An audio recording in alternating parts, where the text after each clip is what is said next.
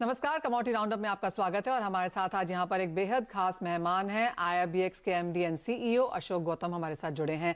अशोक जी नमस्कार और नए वर्ष की आपको बहुत शुभकामनाएं।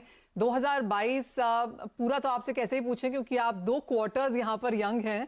जुलाई 29 को यहाँ पर IRBX लॉन्च हुआ था, लेकिन कैसे रहे पिछले के 2 क्वार्टर्स? क्या नंबर्स आपको देखने को मिले हैं? किस तरह की ग्रोथ रही? मनीषा जी, इससे पहले कि मैं जवाब दूं आपको, आपके चैनल को और आपके सभी दर्शकों को 2023 नववर्ष की बहुत बहुत शुभकामनाएं। मनीषा जी, जैसा आपने कहा कि 29 जुलाई को माननीय प्रधानमंत्री जी ने हमें IRBX लॉन्च किया था गिफ्ट IFSC में आके, और ये हम लोगों के लिए एक बहुत ही अहम मुकाम था, बहुत ही अहम दिन था। और वो अहम दिन इसलिए भी था क्योंकि एक प्रधानमंत्री ने देश के आके हम लोगों के सामने एक लक्ष्य रखा। उन्होंने कहा आपको ये करना है। जैसे उन्होंने बताया कि गोल्ड के लिए हमको प्राइस इन्फ्लुएंसर और going forward probably price maker भी होना है। तो उसके लिए हम लोग एक स्टेप बाय स्टेप, एक कदम बाय कदम आगे बढ़ते जा रहे हैं।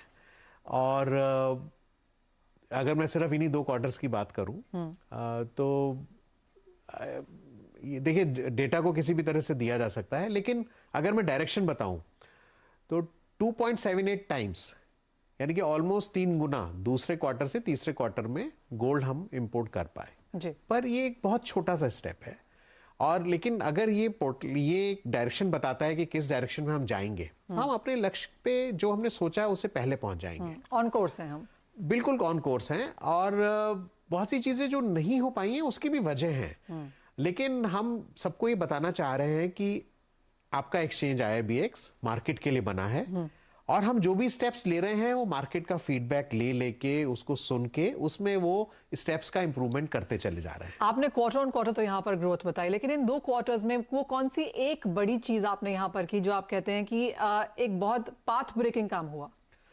मनीषा जी, मैं एक चीज आपको बताना चाहूंगा कि दुनिया भर में जितने भी एक्सचेंज हैं, हमें भी बताया, मैंने भी कई जगह पूछा बिफोर ये बात मैं किसी को बोल पाया। इनफैक्ट 11 अक्टूबर को हम लोग 100 किलो का हमारे पास गोल्ड आया सप्लायर से, और 77 किलो के इक्विवेलेंट डॉलर आया, एक ही दिन में आया। उसी दिन बुलियन डिपॉजिट रिसीट बनी, उसी दिन ट्रेड हुआ, और शाम को हमारी 6 बजे क्लियरिंग चालू होती है। और 6 बजे क्लियरिंग होने के बाद BDR सेलर के अकाउंट से बायर के अकाउंट में गई, और फिजिकल गोल्ड भी हम उसी दिन बाहर कर पाए कस्टम ड्यूटी पे करा के। तो ये एक बहुत ही अहम चीज थी, बिकॉज दुनिया भर के किसी भी एक्सचेंज में सेम डे फिजिकल डिलीवरी की कभी बात ही नहीं हुई।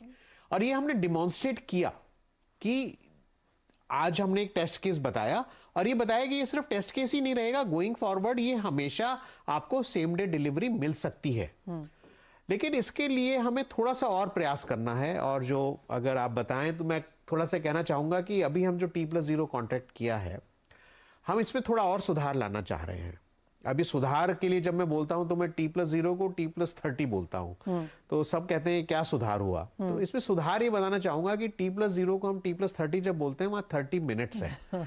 तो यानी कि जो भी ट्रेड होगा उसके हर 30 मिनट पे हम साइकिल चलाएंगे क्लियरिंग और सेटलमेंट की, ताकि ट्रेड होने के 30 मिनट के अंदर आपको बुलियन डिपॉजिट रिसीट की जो प्रक्रिया है वो शुरू हो जाए आपके खाते में जाने की। इसकी एक सिंपल वजह है, पूरा जो आज मार्केट है वो रुपया दे के गोल्ड लेता है, और उनको आदत है कि साहब उनको उसी दिन गोल्ड मिल जाता है।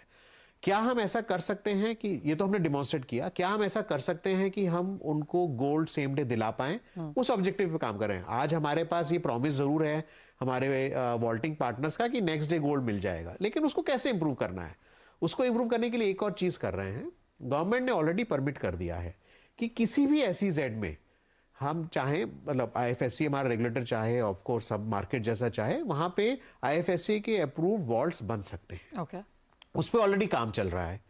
तो 3 से 6 महीने में आप ये देखेंगे कि हम चारों पांचों जो हमारे रीजन है, north, south, east, west, central, सभी में हम SEZ में IFSC वॉल्ट लगा पाएंगे। अब क्या होगा उससे कि सेम डे T+30 के साथ सेम डे जो भी जिसने भी डॉलर भेजा वो अगर गोल्ड निकालना चाहता है तो उसको सेम डे गोल्ड मिल जाएगा। okay. तो ये एक बहुत अच्छी चीज हम लोग चाह रहे हैं कि हो जाए और जल्दी से आप लोग सबके सामने आ जाए। Okay, even as it's just 2 quarters, हमने 2 बड़ी चीजें यहाँ पर जो होते हुए देखी। एक तो ये कि यहाँ पर अब हेजिंग की जा सकती है और दूसरा डायरेक्टली इंपोर्ट्स भी किए जा सकते हैं। कितना फायदा इसका यहाँ पर डोमेस्टिक पार्टिसिपेंट्स उठाते हुए दिखेंगे? देखिए, मैं आपको बताना चाहूँगा कि हमारे पास 75 क्वालिफाइड ज्वेलर ऑलरेडी लिस्टेड हैं और करीब 30 की application under various stages of process हैं। Okay. और ये नंबर 100 तक आ जाएगा। बात नंबर की नहीं है, बात ये है कि ये 75 जो हैं ये भारत के टॉप बुलियन डीलर्स और ज्वेलर्स हैं। राइट। और वो बहुत एक्टिवली चाह रहे हैं कि वो IBX के साथ जुड़े, इसीलिए वो हमारे पास आए हैं। अभी छोटा सा एक चीज और जो हमको समझना है वो ये है कि रिजर्व बैंक ऑफ इंडिया ने हमको कैसे सपोर्ट किया। पहले DGFT ने इनेबल किया क्वालिफाइड ज्वेलर, इफ्सका ने रूल्स बनाए, रेगुलेशंस बनाए, क्वालिफाइड ज्वेलर्स की डेफिनेशन बनाई, उसके बाद क्वालिफाइड ज्वेलर्स आए। मई में सर्कुलर आया जहां पे उन्होंने बताया कि डॉलर फ्लो परमिटेड है एडवांस में IBX पे लेने के लिए।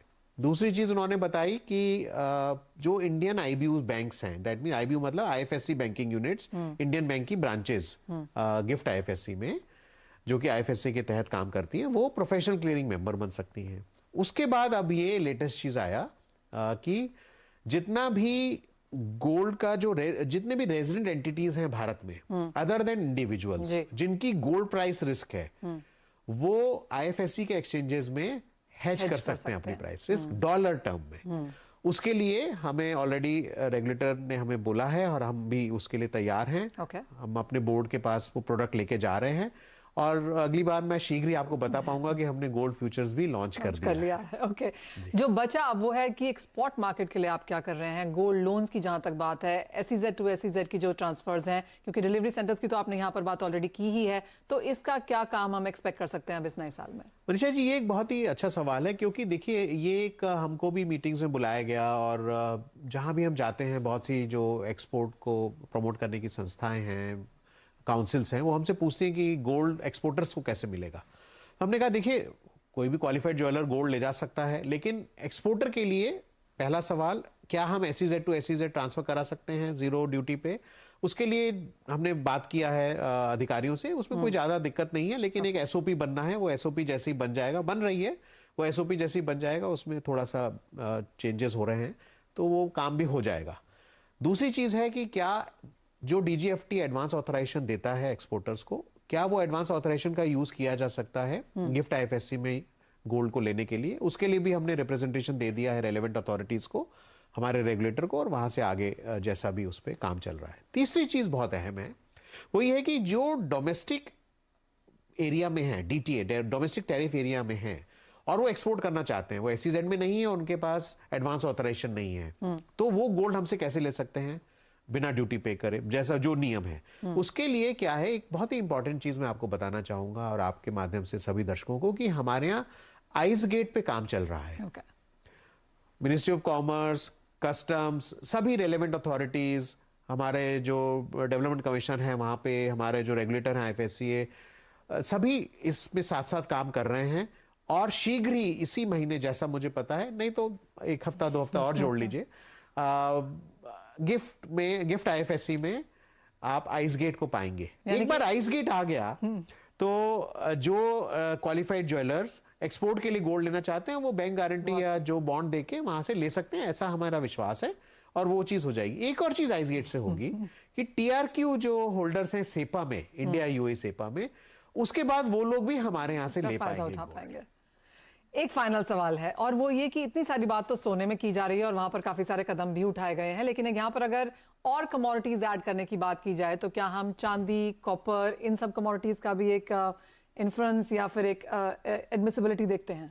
हाँ मनीषा जी, अभी जैसा नाम बुलियन एक्सचेंज है, तो सिल्वर जरूर है, तो सिल्वर के लिए ऑलरेडी हमारा रिप्रेजेंटेशन जा चुका है, बिकॉज अगर DGFT का जो ओरिजिनल नोटिफिकेशन देखें उसमें गोल्ड लिखा था, तो वो प्रोसेस एक ऑन है, रेगुलेटर के थ्रू वो सब बात चल रही है। तो जैसे ही होगा, मैं चाह रहा हूं, मैं समझ रहा हूं कि इसी क्वार्टर में हो जाए तो बहुत ही अच्छी बात है, हम सबको ये खुशखबरी दे पाए, क्योंकि चांदी में काफी काम भी हुआ है लास्ट ईयर, और हम चाहते हैं कि एक्सचेंज पूरा वाइब्रेंट रहे, वहां पे कुछ ना कुछ होता रहे, कभी मान लीजिए गोल्ड डिस्काउंट में तो चांदी का भी काम चलता रहे, तो ये है। और दूसरा प्रेशियस मेटल की बात है, पैलेडियम, प्लेटिनम, वो थोड़ा सा बाद में देखेंगे। आपने कॉपर वगैरह बोला, फिर बेस मेटल और वो सब भी देखिए, सब बाद की बातें हैं। अभी आएंगे उस पर।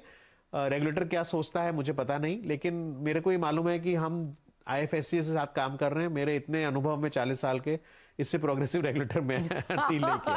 It's amazing regulator and not that मैं चैनल पे हूं, पर ये बात मैं वैसे भी बोलता हूं। ऑलराइट मिस्टर गौतम, बहुत शुक्रिया हमारे आज समय निकालने के लिए। क्लियरली IBX में काफी कुछ यहाँ पर हो रहा है, और जैसे आपने कहा, आपने पूरे 2023 की बात नहीं की है, आपने फर्स्ट क्वार्टर 2023 की बात की है कि यहाँ पर ही बहुत सारे चेंजेस हम एक्सपेक्ट कर सकते हैं। बहुत शुक्रिया आज हमारे साथ यहाँ पर जुड़ने के लिए। धन्यवाद।